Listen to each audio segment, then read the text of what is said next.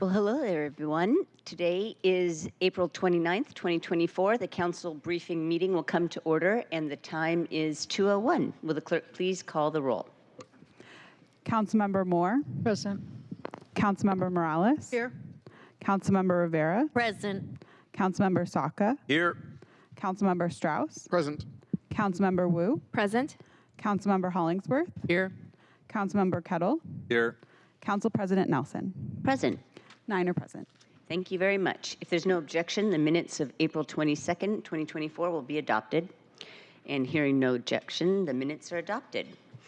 All right, we don't have any presentations, proclamations, or executive sessions today, so we'll move right along. At tomorrow's council meeting, we'll have 18 items on the introduction and referral calendar, including the weekly bill payment ordinance, an ordinance updating definitions on cannabis businesses to match state law, 3 appointments to the Seattle-King County Advisory Council on Aging and Disability Services, an appointment to the Women's Commission, an appointment to the LGBTQ Commission, an ordinance allowing Seattle Public Utilities to acquire properties for the South Park Water Quality Facility Project, an ordinance related to abatement of unsafe buildings, an ordinance adopting a surveillance impact report on the use of automated license plate reader technology, an ordinance allowing the Museum Redevelopment Authority to refinance bonds, 6 appointments to the Seattle Arts Commission, and an appointment of the General Manager and CEO of Seattle City Light.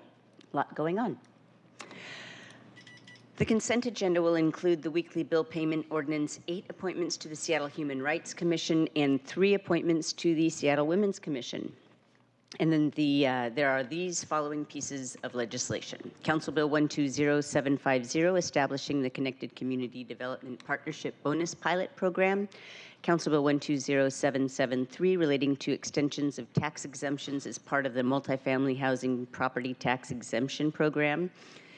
And Resolution 32135, adopting Seattle Parks and Recreation's 2024 Parks Development Plan and authorizing the department to submit the plan to the State Recreation and Conservation Office. All right, moving right along, there are no proclamations, as I said earlier today, so we'll begin our discussion on the preview of council business. And this week's roll call will start with Councilmember Moore. So I leave it to you, and then you can pass it along. Thank you. Thank you very much, Council President. So as you note, there are 11 appointments on tomorrow's City Council's consent agenda from the Housing and Human Services Committee. Also on the agenda is Council Bill 120772, which is an MFTE extension for participating projects that are otherwise set to expire at the end of this year. We did have a good conversation in committee about that bill. And then the next meeting of the Housing and Human Services Committee is next Wednesday, May 8th. Update on KCRHA, the CEO search committee met last Friday and is set to announce the top 2 candidates to the public this Wednesday, May 1st. The King County Growth Management Affordable Housing Committee is set to meet this Thursday. And then in district, last week I hosted a standing room only public safety forum at the Bitter Lake Community Center. I wanted to extend my thanks to SPD, to Chief Smith, SDOT, and King County Councilmember Rod Dembowski for serving as panelists and being available to answer community member questions. We got a lot of positive feedback, and it was a good opportunity for the community, I think, to vent some of their frustrations. Note that the Mayor's North Seattle Public Safety Forum will be held on May 9th from 6 to 7:30, and it will also be at the Bitter Lake Community Center. And that is my update, unless anyone has questions for me. Right, seeing none, so I'll turn it over to Councilmember Morales. Thank you, Councilmember Moore. Good afternoon, colleagues. Let's see, where are we starting? There will be one bill from the Land Use Committee on tomorrow's full council agenda, Council Bill 120750, the Connected Communities Pilot Program that we have been discussing. We have the last meeting on April 17th, we had 28 items, 26 design review appointments, which will be coming to, which came to full council, will be coming to full council for a final vote. We had the a hearing on the Georgetown Height Amendment, Council Bill 120749. That will be in this week's Land Use Committee meeting for a vote. And then, as I mentioned, the Connected Communities pilot, which we had a final discussion on in last committee meeting. That legislation, as you know, would establish a term-limited pilot program to remove red tape to development with low to moderate income housing and neighborhoods serving equitable development uses.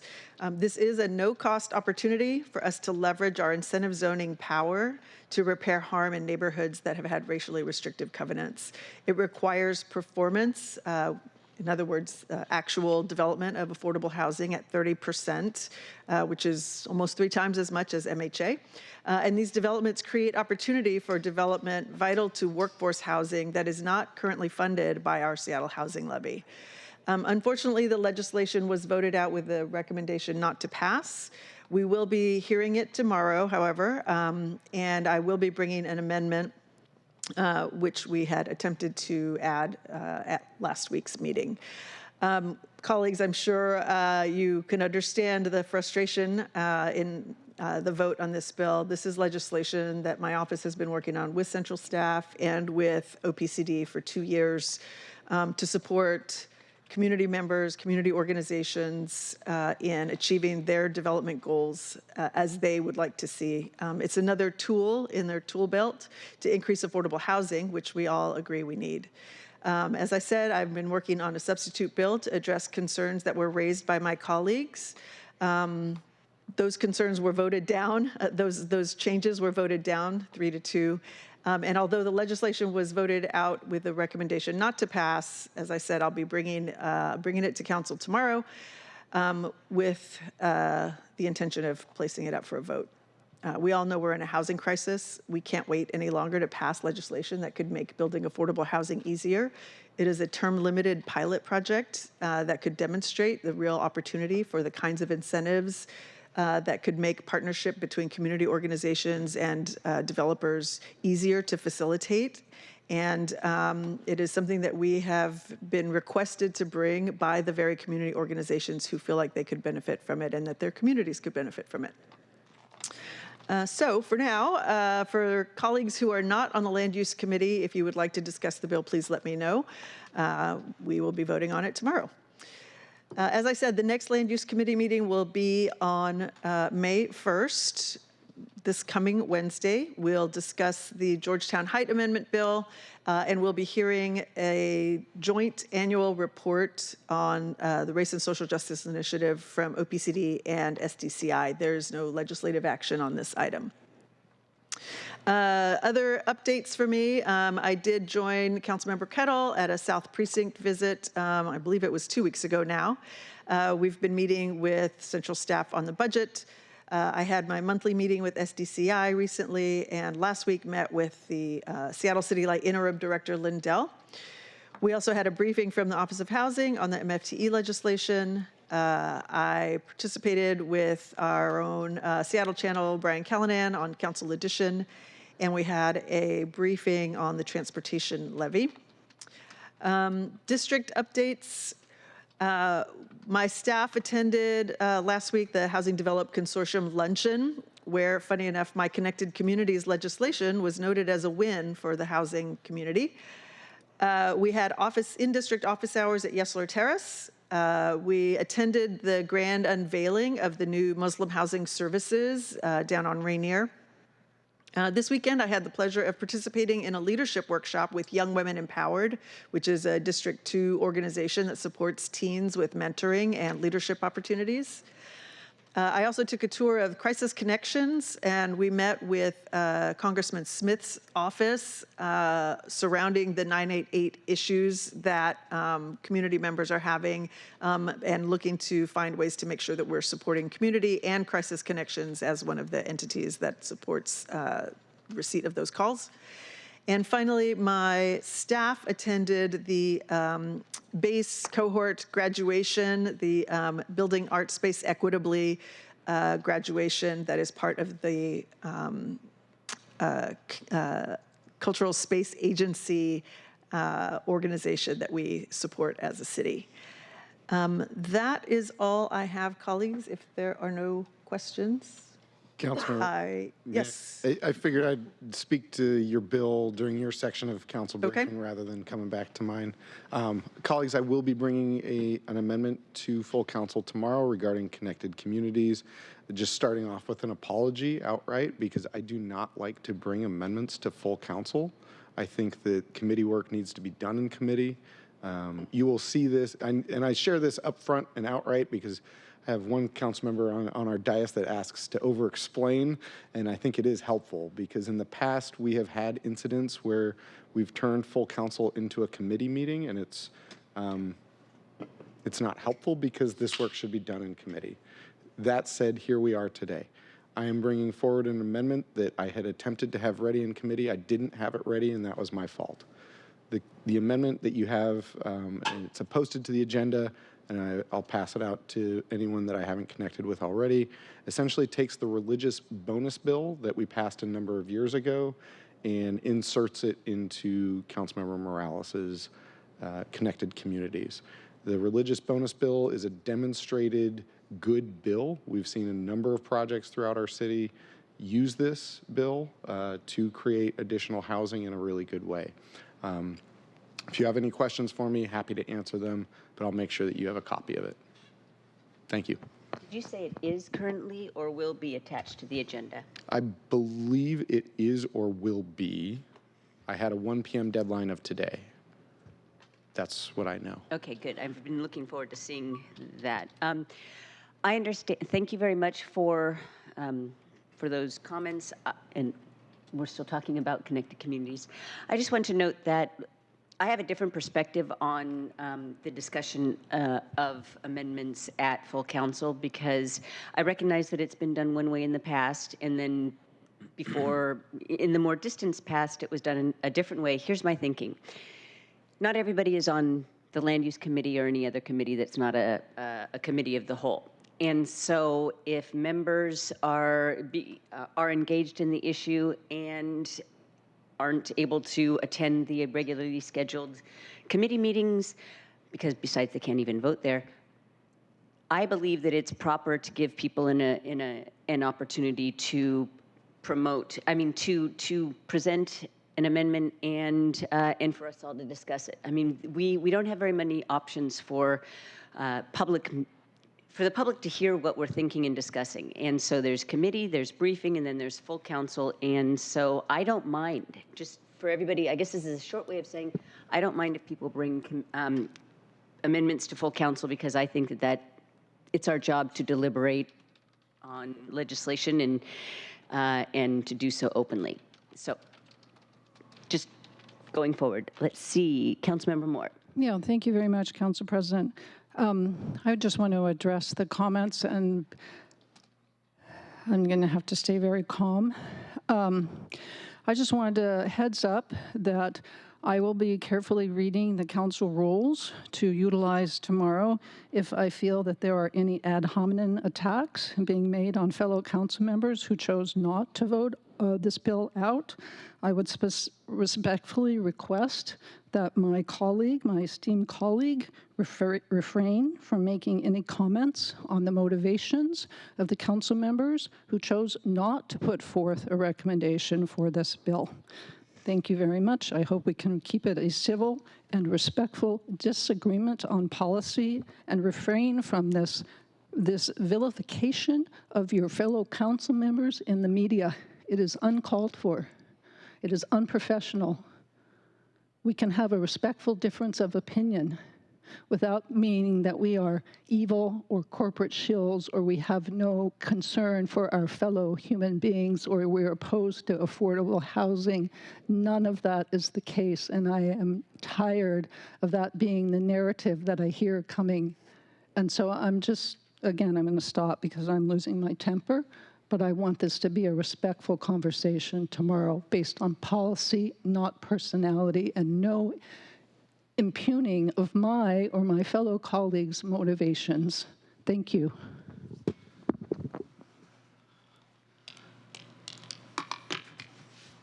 there any other comments before we move on to Councilmember Rivera? Okay, go ahead. Thank you, Councilmember Nelson, Council President Nelson. I want to say I very much appreciate the comments of my colleague, Councilmember Moore. I've said, and I will continue to say, that we can agree to disagree without attaching ill intent to our colleagues. We're going to disagree on policy decisions. We might even all agree on what needs to happen, but we're going to disagree on how we get there. And I think that the disagreeing on how we get there is legitimate, and it's inherent in all our positions and in every city council across the country. Folks disagree on the policy on how to get somewhere, even when they agree on what is needed. And this ability to respectfully disagree is really important in any governing body, because it's really how we really best serve our constituency across the cities. So I really appreciate your comments, Councilmember Moore. And then for my report this week, I will say I attended the Ravenna-Bryant Community Association's meeting. As I said last week, I'm getting through all the community councils in the district, and I got to learn more about what's going on in their neighborhood and what particular concerns that they have.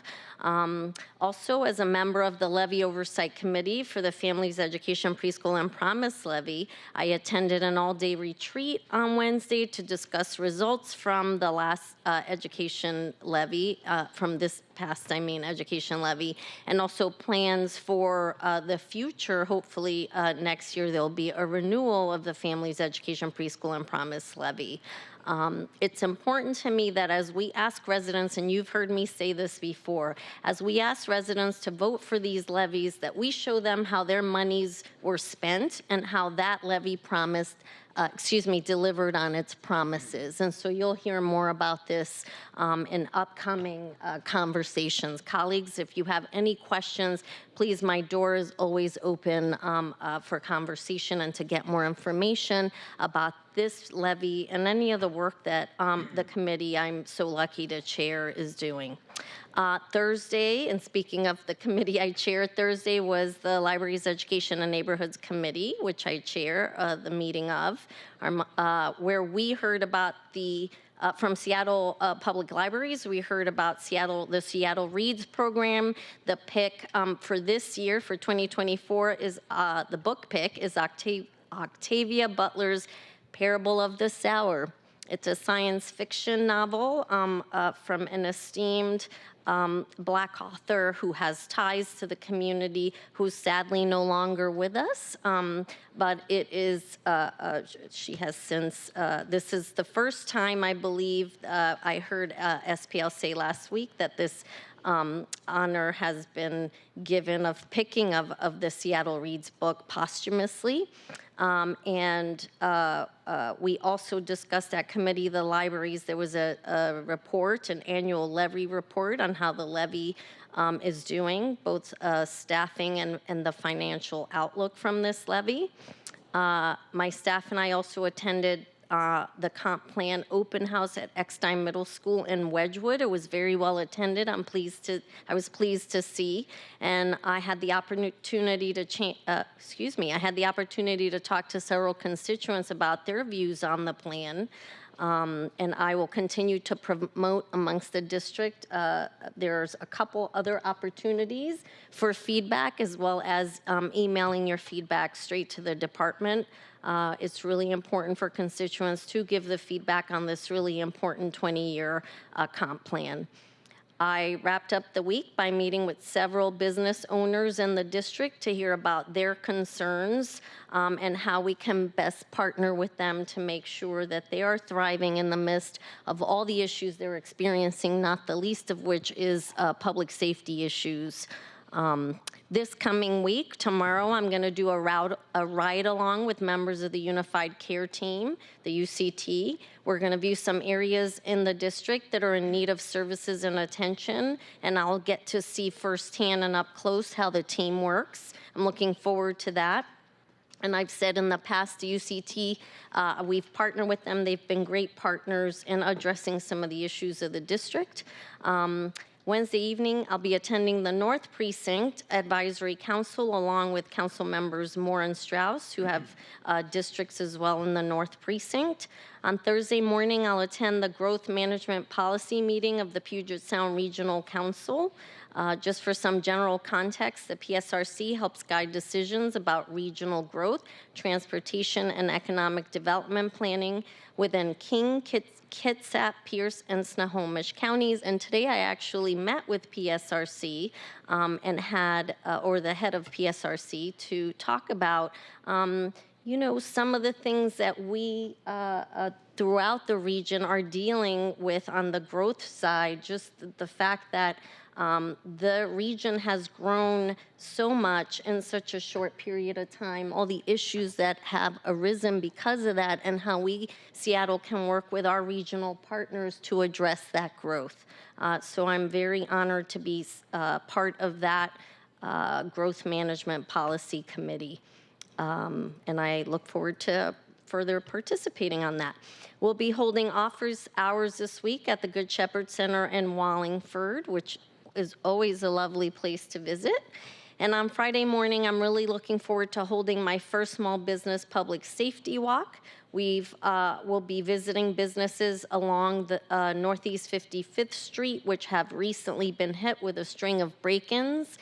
Chief Diaz and Captain Agard with the North Precinct will be joining us, as well as representatives from Seattle Public Utilities, the Office of Economic Development, and the Department of Neighborhoods. And I look forward to reporting back next week on what I learned. That is all, unless someone has questions. Otherwise, on to you, Councilmember Saka. All right, thank you, Councilmember Rivera.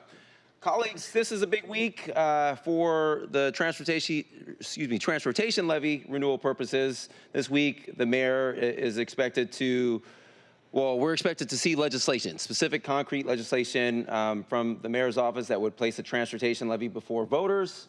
Colleagues, as you very well know, a few weeks ago, the mayor released his initial draft proposal, essentially a framework for what a levy proposal could look like. And so this week, at some point, we are expecting to see the final draft proposed levy renewal package from the mayor's office, and which really kicks off our process. Next week, on May 7th, we will have our very first Transportation Select Committee meeting at 10:30 a.m. It'll be immediately following our fairly short existing Transportation Committee meeting. And that meeting on the 7th will kick off 2 months of committee meetings and public hearings, culminating ultimately in a July vote to send the levy package proposal to the voters. At that meeting, at the Select Committee meeting next week, we'll hear directly from SDOT and the mayor's office about their transportation levy proposal. We'll also hear directly from members of the Levy Oversight Committee. To your great point a moment ago, Councilmember Rivera, really important to have a strong understanding about the performance of existing levies, before putting a renewal before the voters. So we endeavor to have the chairs from the Levy Oversight Committee to come and report out on exactly that point. And you may have already seen Central Staff's initial memo on this topic, but no doubt there will be further memos forthcoming in the coming weeks ahead, so stay tuned. Separately, tonight and Wednesday at 6 p.m., my office will be coordinating 2 additional One Seattle comp plan open houses in my district, one in the Admiral neighborhood and the other in Georgetown, with OPCD staff presenting. And want to thank the mayor's office and OPCD for their engagement on this and making sure we have a good process and allowing folks in D1 the opportunity to further weigh in via one of these open houses. And then I'll also note, later this week, on Thursday, I will be taking a tour of the SDOT Operations Center. Again, this is going to be on Thursday, and this is this exact center where SDOT manages traffic signals in real time and monitor traffic cameras and conditions in real time as they evolve, and monitor and make decisions accordingly. And so I'm really excited to do that. It's a very short walk to the center from City Hall here. It's directly across the street at the Seattle Municipal Tower. So looking forward to that. Been on a mission, as you know, and go briefings and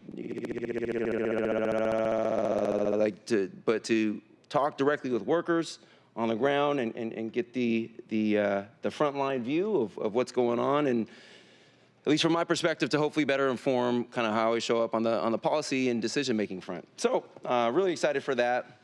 Finally, I will note that good news, the Low Bridge in West Seattle is open. Low Bridge is open. I think the work was completed last night.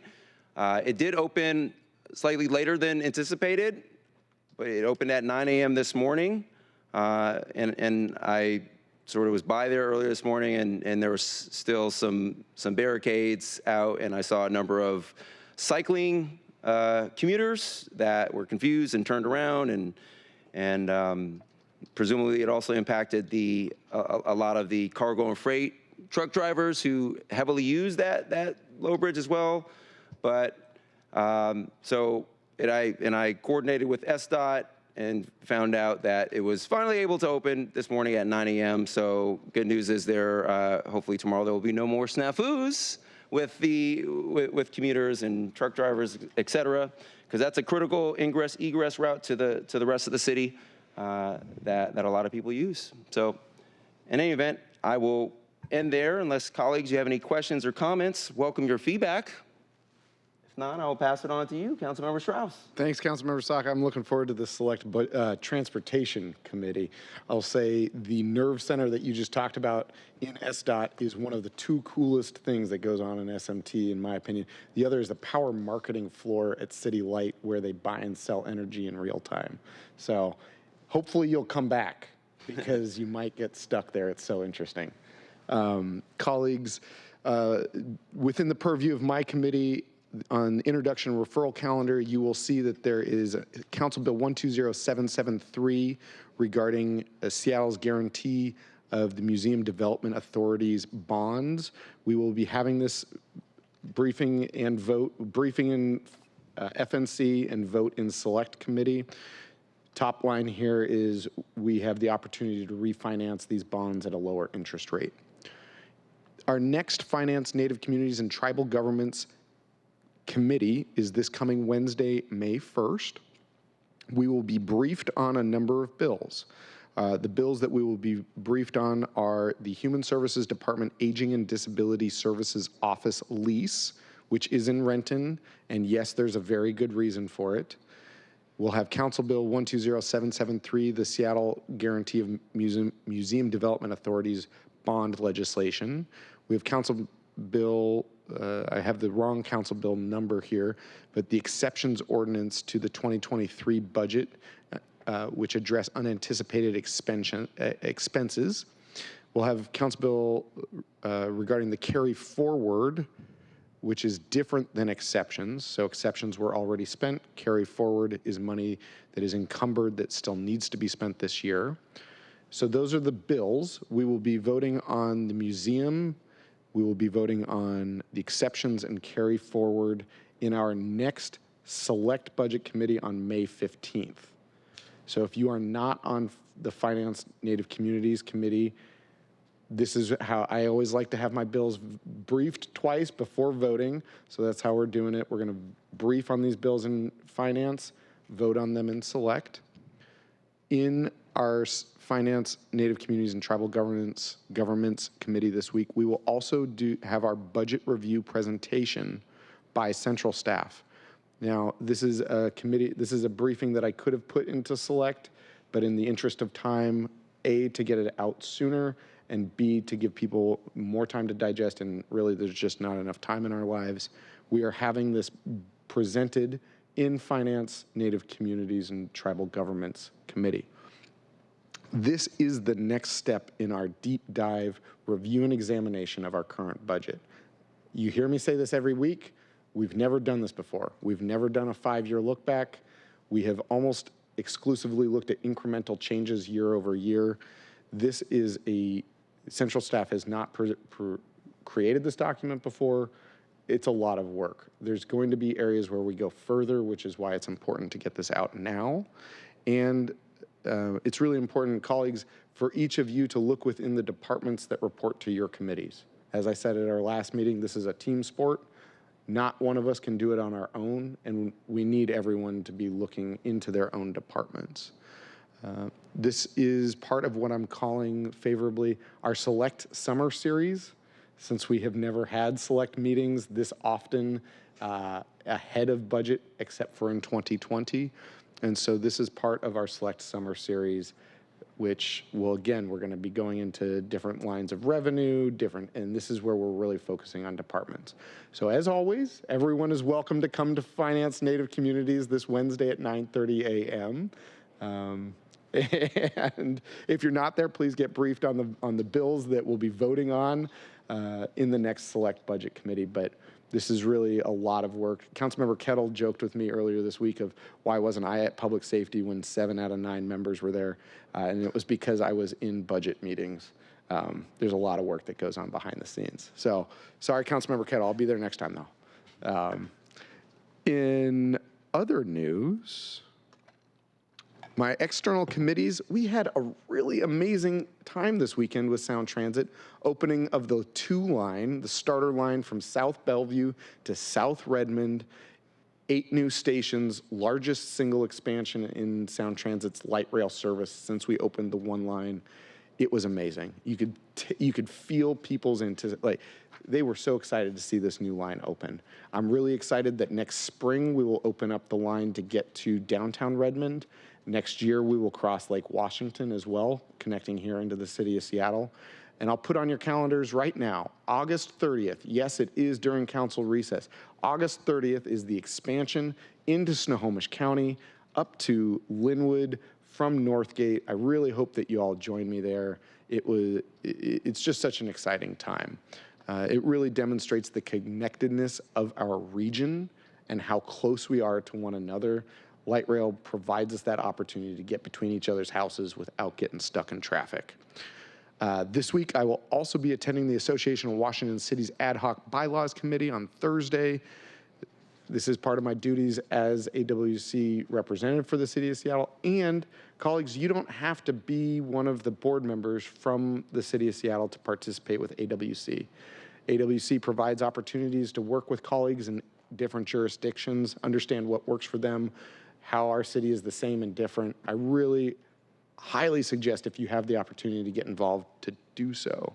I've already been talking a lot, so I'm going to skip over most of my D6 stuff other than to say I host office hours every week, virtually and in person at my District 6 office in Ballard.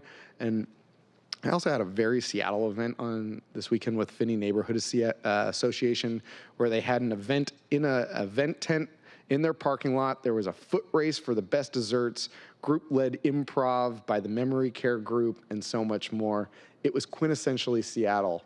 And Finney Neighborhood Association works for both Finney and Greenwood, operating their blue building, the brick building in Finney, as well as the Greenwood Senior Center in Greenwood. They do so much great work, and it was really great to be with them. With that, any questions, colleagues? Seeing none, I'll pass it over to Councilmember Wu. Thank you, Councilmember Strauss. So this week for committee, I'm excited to learn more about the 6 mayoral appointees for the Seattle Arts Commission. We also hear from Seattle City Light on the biennial energy conservation target for 2024 and 2025 and 10-year conservation potential for a possible vote. We had a briefing last time. I'd also like to take this time to remind my colleagues that confirmation materials for the Seattle City Light interim general manager has been sent out for your review. We will plan to have a public hearing the first week of May. We look forward to hearing your review by Friday. And so last week was eventful for City Light and sustainability. I mentioned briefly last week that the state of Washington was a recipient of the Solar for All grant. We met at Hinoki Yesler Terrace and got a tour of their solar PV panels on the roof, and communities like Hinoki Yesler will continue to benefit from funding like this to make electricity affordable. Seattle City Light also co-hosted a 3-day grid resilience and climate conference called ResiliX. I welcomed a group of committed scientists, energy, and policy experts who will leverage the learnings and connections from the summit to take back to their communities. I also met with the Washington chapter of the People for Climate Action Coalition and learned about their goals and hopes for our environment. Tuesday, we met with the Seattle Housing Authority leadership, discussed their plans to increase our city's supply of affordable housing. Also attended the Cultural Space Agency graduation and was so inspired to learn about the graduates and their goals as artists for the community to claim their own space. Thursday, also attended a tour of the Seattle Convention Center Summit Building and learned how the building generates foot traffic in downtown Seattle, which leads to over $7.3 billion in spending from out-of-state attendees. So also, in addition to my team attending the D4 Comp Plan and the D5 Public Safety Forum last week, I also attended the D7 Town Hall. Thank you to Councilmember Kettle and to Chief Amy Smith and to Council President Sarah Nelson for a great discussion. In the subject of public safety, I also got to do a ride-along with our Community Assisted Response and Engagement Team, also known as our CARE team. As my colleagues have heard me say before, I've done 2 overnight ride-alongs with SPD in North and West Precinct, and now CARE, and learned so much and how those different agencies operate, and learned that we need to allocate resources in a way that makes sense with regard to all public safety approaches. So I encourage my colleagues to do ride-alongs, whether it's with SPD or CARE. It's a great way to see firsthand what our public safety and police go through to hold up our neighborhoods and communities. And if there are no further questions, I will pass this to Councilmember Hollingsworth. Thank you, Councilmember Wu.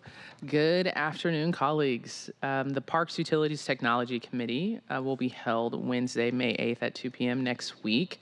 Last committee meeting, we passed a resolution for the open space plan for Seattle Parks. Don't worry, this is not the final. It's only the process and procedure in which our Parks Department will be able to apply for funds, and we'll be working with you all and our Parks Department to identify capital projects within our city. They will come to council later on for us to vote. The agenda for next week for our Parks Utilities Technology Committee will be, one of the items will be on the agenda is Seattle Public Utilities and their audit information and their process, and all of the updates that they have regarding that. And we're still working on the other items, but that's just a sneak peek in the best committee meeting for our Seattle Council. No one laughed at that, and that's fine, but it is the best committee meeting. Thank you. Our regional committee didn't have any regional committee, none last week or this week, but in community, Capitol Hill Safety Walk. Want to thank the GSBA and the Capitol Hill Business Alliance for the opportunity. I'll be honest with you, I was really embarrassed about some of the issues that are going on the Hill.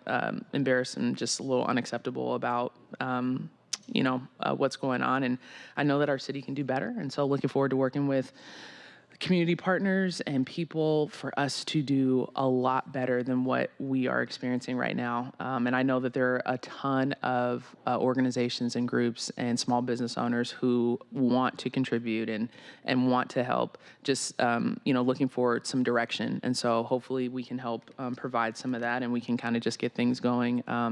Also had an opportunity to tour. It was in actually Councilmember Morales' district. I know she's visited there, to Rainier Valley Leadership Academy, and had an opportunity to go to the school, and they actually call their students scholars. So I'm going to get that correct. Scholars is what they call the students, and had the opportunity to meet the staff, and it was really a beautiful experience. Also met with our Office of the Waterfront. I could not take a tour because that Friday I had walked half of my boot off, and so I am off crutches, but was limited to only walk so far. But the Office of the Waterfront, I know that a lot of the projects that they started on were long before we all got here, and next year is their last year of the last push of the hoorah for our phenomenal waterfront, and looking forward to them celebrating. They have been a quiet force kind of under the ground of progressing forward with the waterfront, and I think it's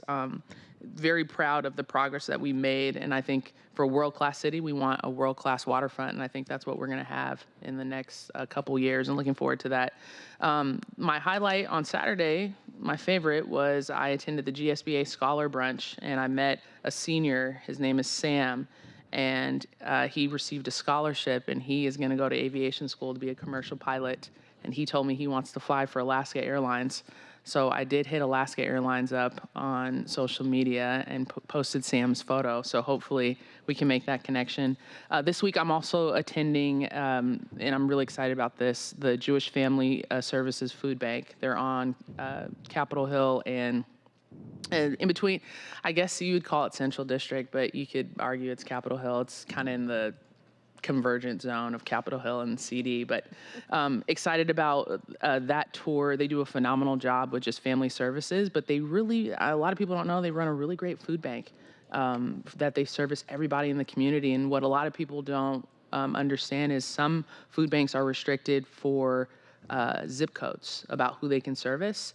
This food bank services every single zip code, does not matter. And I think that's really important to know because some people drive from different food banks to supplement their food, and this food bank offers for any zip code. So it's all access, which is really important. On Tuesday, I will be meeting with Garfield High School. That's the Mayor's Public Safety Forum. That's at 6 p.m. at Garfield High School. I know there's been a lot of issues going around the school and in the Central District, so looking forward to meeting with family and, not family, but families and students and teachers and people that live in that district who now get a full access to our mayor's office, our different first responders as well, and different city departments for them to ask questions and information. I think it's really important. So really happy about joining the mayor and the other city departments on that. And without further ado, I will go ahead and pass it off to one of my favorite council members, Councilmember Kettle. Well, thank you very much, Councilmember Hollingsworth, and thank you, everyone. Moving forward, our next committee meeting is on the 14th. This is because the first of the month is on Wednesday, so transportation and public safety and the like, we get a shift, if you will, schedule-wise. And that meeting on the 14th, the vacant building legislation, also ALPR, automatic license plate reader, plus potentially another issue related to SPD staffing. And this gap in the schedule has allowed for a visit to the North Precinct tomorrow. This will be the 5th of 5 precincts that I've visited.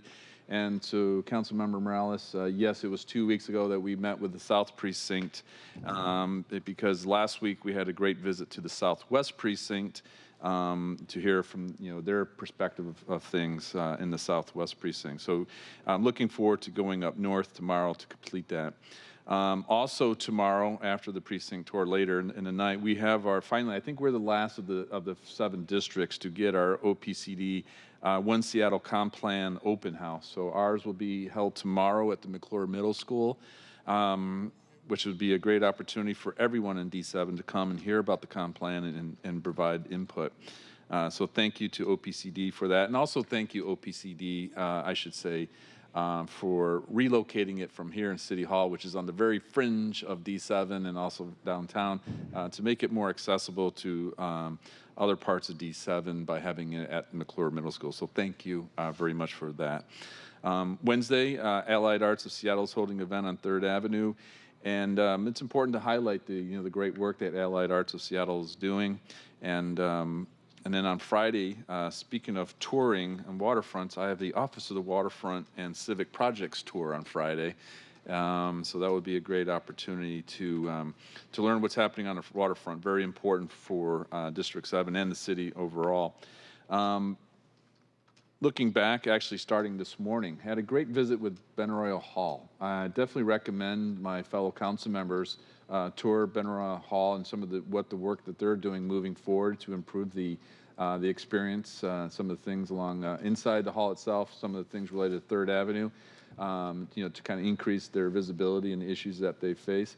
One thing I should highlight, both with the Allied Arts of Seattle and Benaroya Hall, is how important our arts and culture community is and how important it is to support them. I think a lot of times because it's a nonprofits or there's different kind of, relationships and, that we kind of forget about how much support they need and how we as a community really need to support them for all that they do for our community, particularly as it relates to bringing people into the city. It's so important, not just from around the city, but for those that travel from outside the state and really around the world. Also looking back, I mentioned the precinct visits, but on last week we had our Puget Sound Regional Council Executive Board meeting where we talked about the budget for the Puget Sound Regional Council. I attended with Councilmember Saka. Important discussion regarding Climate Control Act impacts. If that was to, a lot of funds that come from that are designated, and if that was to go away, that would have severe impact. So there's a lot of contingency planning thoughts, if you will. Should note too, the Puget Sound Regional Council's Assembly, General Assembly will be on May 30th. Also last week, and Councilmember Wu, thank you very much for giving you a little preview of this, is we had our first District 7 Town Hall. Really great opportunity for District 7 to hear not only from their District 7 representatives, but as mentioned, Councilmember Wu, thank you so much for attending, but also Council President Nelson, thank you very much for attending. I also like to thank, as Councilmember Wu mentioned, Care Chief Amy Smith, who participated and emceed essentially, and provided great insight from her perspective as she sees the issues of the day, because obviously public safety was the main issue for the town hall. I also want to thank the Council Comms team, the Legislative Department Comms team for their support. Really appreciate the help. And also the Seattle Channel for being present. It is on Seattle Channel if you want to watch it with your family, like Councilmember Hollingsworth did. So thank you, Councilman Hollingsworth, for watching my D7 Town Hall. It's really good. I also want to thank the Queen Anne Community Center. See, it's great viewing, by the way. I look down there, I'm getting these looks. I'm like, great viewing, D7 Town Hall, as said by Councilmember Hollingsworth. But it was held at the Queen Anne Community Center. So I really want to thank Gina and the team there at Queen Anne Community Center for their support.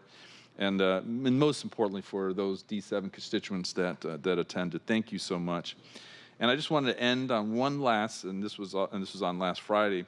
I did a tour of Uplift Northwest. It's so important to support organizations like Uplift Northwest, who really look to take that extra step. Find and their motto is like the dignity through work. So they find and work with individuals who are having their challenges, homelessness and the like, and really look to support them in terms of getting them into the workforce. And again, the dignity of work concept and thought is so important. So really thankful to the work that Uplift Northwest does, Gina Hall and her team. And again, another thing, if for those on the dais who have not toured the Uplift Northwest location and the organization, please do so. With that, Council President, I will turn it over to you. Thank you very much. Thank you very much for that update. Just a second here, I'm scrolling up.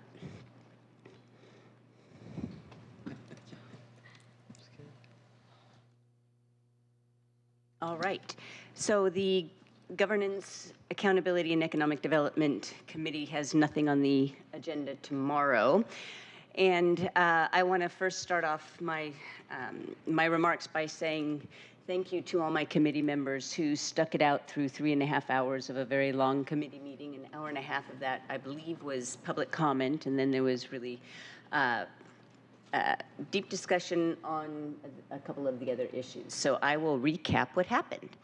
So at last week's committee meeting, the committee unanimously recommended confirmation of 2 mayoral appointments, appointment 02850 of Dr. Marissa G. Baker to the Labor Standards Advisory Commission, and appointment 02833, reappointing Kristen Haas to the Seattle Ethics and Elections Commission. And then we also continued discussion of 2 bills I'm sponsoring to address 2 pressing current issues: SPD's staffing shortage and declining app-based worker income. So, starting with the first one, Council Bill 120766 would move the positions responsible for our overall officer recruitment strategy from the Seattle Department of Human Resources to the Seattle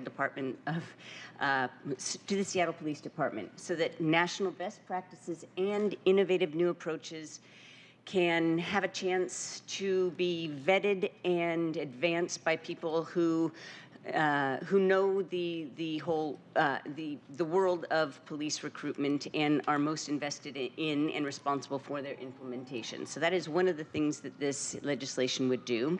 The bill would also allow for crucial and targeted improvements to be made to the officer hiring process. Now, this is the purview of the Public Safety Civil Service Commission and the Seattle Department of HR. So basically, applications for civil service positions come in, and they first are processed by SDHR, and then they go, and then they advance to the individual departments. So the bill would address things that are currently impeding our ability to compete with regional jurisdictions to refill our ranks. Okay, Seattle's residents and small businesses deserve nothing less than our absolute 100% full attention and all of our efforts to be devoted to fixing whatever it is that's holding us back. And these in this case are some bureaucratic hurdles, snafus, things that are set up in a way that is not optimal, and we have the power to fix these things. I was talking to, I'm glad, Councilmember Rivera, you mentioned your meetings with businesses in District 4. I was, I'm thinking about this conversation over the weekend that I had with Gabe Galenda, who was talking about small businesses along 35th that are besieged, that are continually hit with break-ins, new crimes, etc. There was a report on King 5 over the weekend. It just seems relentless. And everybody points to the fact that, well, we don't have enough officers to patrol more frequently, etc., etc., etc. I'm sure that there are ways that we could deploy our perhaps analytical or analytics and to maybe target certain areas of the city in different ways. But the bottom line is, yes, staffing is a problem. We continue to lose more officers than we can hire, and this is something very simple that we can do about it. And so I'm putting this forward.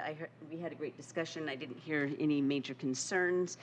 The legislation will be in committee on May 9th for hopefully a vote, and if you all have any amendments, you're welcome to submit them, I believe, by close of business on May 1st. So that was one item, and the second item that we discussed was Council Bill 120775, which is an effort to reverse the damages resulting from the implementation of a flawed law. First and foremost, the sudden and drastic reduction in app-based worker income. Now, I think I can safely say that if there's one thing anybody agrees with, it's that this drop in income is the direct result of the network companies establishing some of them, not all of them, but network companies establishing a Seattle regulatory fee. It goes by different names, but of about $5. So nobody is I don't think there's any argument that this is what catalyzed the changes that we're seeing right now. The question is, what are we going to do about it? So I also must note that nobody should be surprised about this, because the network companies, during the stakeholdering process and during deliberations that took about 3 months in the Public Safety and Human Services Committee in 2022, we heard that over and over again from network companies, that this would increase their costs and they would likely pass on those costs to customers, and even $5 was bandied about as a potential amount. So here we are now. So what are we going to do? And unfortunately, council back then decided, I don't, it's unclear exactly why for me, and I'm not in their minds, but I believe that it was excitement about passing another first-in-nation regulation, decided to ignore those warnings, and this is what we've got. So here we go, and it is hurting the very people that the original law, the app-based worker minimum pay standard, was designed to benefit. So this legislation before us addresses that issue. And so we've heard a lot of different, I'm just repeating this for the benefit of the public who might not be up to speed on what's going on, but we also have heard from restaurants that are experiencing an average of about 38% decline in revenue. And then, of course, we hear periodically from our constituents that they can no longer afford to order food out. And this is, of course, hurting the people that most rely on these services, which are the elderly and disabled, but then also pretty much everybody else who has come to rely on these delivery services. So anyway, what are we going to do about this? Well, there are calls to, to wait longer and see how this turns out after a longer period of time after implementation. There's also really, and I do have to say, I understand the impulse to blame the network companies. I've already established that we understand what catalyzed this. I understand the impulse to blame the companies and also demand to see their data so that we can assess their profit margins, so that we can figure out whether or not they're just trying to pad their revenues or if there really is, a damage to their bottom line, but to what end that exercise, and who will it benefit? That is my question, because it's been about 3 months and people are suffering, and I do believe that we have to get something done. So there have been, well, I will get to one of our potential, one of the things that's been addressed, but what I want to do ultimately is make that fee go away. And the only way that I can see doing that is to put forward the compromise proposal that's before us right now, which will get us to that end result. And so that is why I'm pushing ahead. Now, I do want to correct one piece of information, or some information about how this proposal will work, and some of the information that was presented by central staff during the discussion, because it got a little bit confusing there. So I want to address, what is a pay period? Okay, so the bill would switch from a per order standard of pay to a per pay period standard of pay, and here's how it works. Under a pay period standard, app-based workers will receive offers while logged in to their apps as they would normally. And then prior to a worker accepting an offer, the network company must include information on estimated time, estimated miles, approximate locations of work stops, approximate location of the delivery point, and business names where there is a work stop, and also a guaranteed payment amount for each offer. So they see a dollar amount and they can choose to accept it or not. The guaranteed payment amount is not tied to a set per offer formula, as the current law is. And it's going to be flexible. Offers for jobs that many drivers may not initially want to take. For example, I would imagine a delivery during rush hour over a bridge or something like that. Those offers might be higher. Offers for jobs that most drivers would want might be a little bit lower, because there are many drivers that might want to accept that. The point is to allow flexibility to make sure that companies can meet the market demand of the moment. Now, if a driver accepts an offer, the driver will be paid the guaranteed amount, and at the end of a pay period, the total of all the guaranteed payments for every completed offer, plus any monetary bonuses or incentives, we can talk about the name of those things later, are all added up to determine a payment amount. And if that payment amount is higher than the minimum payment required by the bill, which is $19.97 per hour for the total time worked, plus 35 cents per mile, then the driver keeps that full amount. If the sum of each guaranteed payment plus any incentives or bonuses is less than $19.97 per hour for the total time worked plus 35 cents a mile, then the company has to make up the difference in a supplemental payment. So that is how it works. And then tips are on top of everything else. So that is I believe that you will be having some explanatory information in your inboxes soon. But basically, that's how the pay period is projected to work, and it establishes certainty based on the time engaged and also our existing minimum wage law. So that's how that works. And I want to address something else. Some people have asked, including people including city staff, why don't we just ban the companies from charging the additional fee altogether? And make them eat the additional costs that the current pay-up law imposes on them. And that does make sense. And they note with varying degrees of correctness that there is a precedent for this, which was when council placed some limits on the amount that companies can charge restaurants for the use of companies' platforms. And if you remember last year, this piece of legislation was processed in my committee. And we're referring to the amount, to the 15%. Well, it was a 15% cap during the pandemic, but and then that was proposed to be extended, and I'll talk about what came out in the end.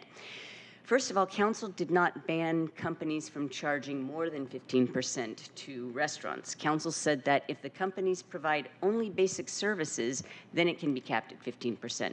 But council also said that, in this legislation that was passed said, that if the companies provided additional services, they can charge a higher amount to restaurants for those services. So think of premium placement on apps, on app screens or other kinds of promotions or whatever. So they can charge more if they offer more than the basic service. So during discussion last week, New York City's minimum wage law was brought up, and that law doesn't allow the flexibility to charge more, flexibility that our law does have. And New York City is now trying to defend itself, I think still, or at least was before, in federal court against a lawsuit over whether that cap on fees charged to restaurants violates the Constitution. So my whole point is that I must believe that if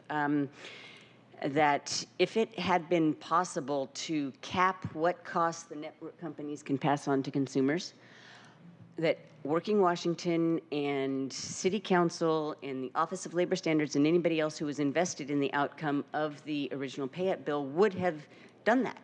Otherwise, we wouldn't be in this position right now. So I'm not a lawyer. I really don't know what is possible, and I'm already too far out over my skis right now, but I do want to address what is an obvious question to ask. Why don't we just get rid of the fee? Well, that is my understanding of why not, but also there was an opportunity to do so when the warning was made that this would be the outcome anyway. And so I am wary of doing anything that could disrupt the compromise on the table, because I am focused on getting more money in people's pockets right now.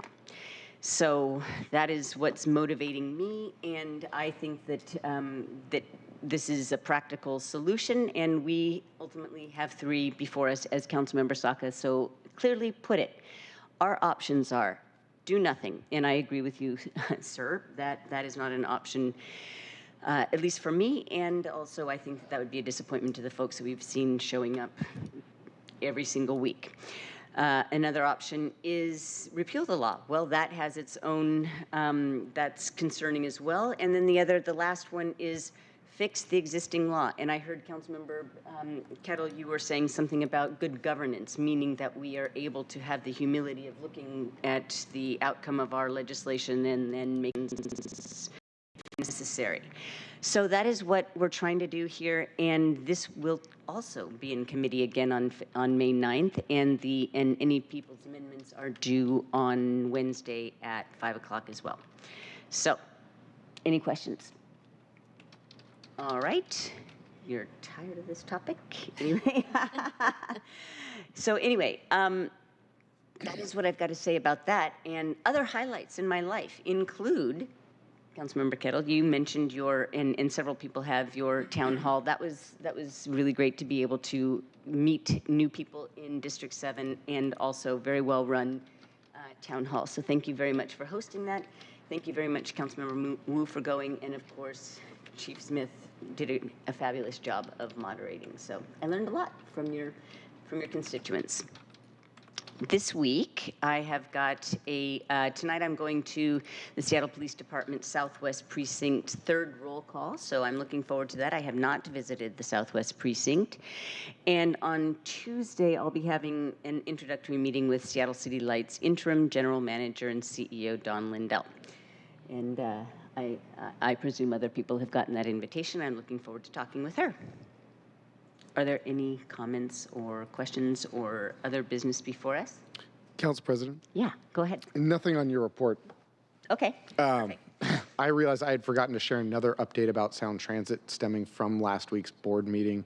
We had so much fun and excitement this Saturday that it eclipsed a in-depth report at the Sound Transit board meeting about choosing the preferred alternative in the South Lake Union area. Right now, the Ballard section of the West Seattle Ballard extension, they have been split into two different EISs. West Seattle is already in the process of the final EIS. Ballard is not. Some issues in Chinatown International District that were addressed last year, and right now we are grappling with the final statements regarding South Lake Union. And so what I said to my fellow board members is that the numbers that were presented this last week at Sound Transit Board are still under refinement. So please, I just asked my colleagues at Sound Transit to reserve judgment until we found the correct numbers, because a lot of work has been getting done regarding how much time it would take to look at a 5th and Harrison station as compared to where we are right now, which is 7th and Harrison. There's a lot more information. I'm not going to take council briefing to talk about it, but just noting that it will be before the System Expansion Committee and then back before Sound Transit Board later this month for final decision making. If you have more questions, I'm happy to chat anytime. That's what I wanted to know. When was the final decision? So end of the month, right? Because I'm not tracking that, so thank you very much for that update. Depending, right now I believe that the schedule is for the, and I'm going to get this date wrong, but I believe it's May 22nd. It is definitely that week. Looking at a calendar, it would be the 23rd. I was off by one day, off of memory. Looking at that. But again, I want to make sure that staff at Sound Transit has the time to review all of the necessary information to present us with as accurate as possible information. I think everyone is pining to have a decision made so that we may move forward. Thank you for that update. Appreciate it. Is there anybody else? All right. Okay, seeing no further business, I will go ahead and adjourn this meeting. It is 3:08. Thank you, everybody, for your updates, and we'll see you tomorrow at full council. All right, bye-bye.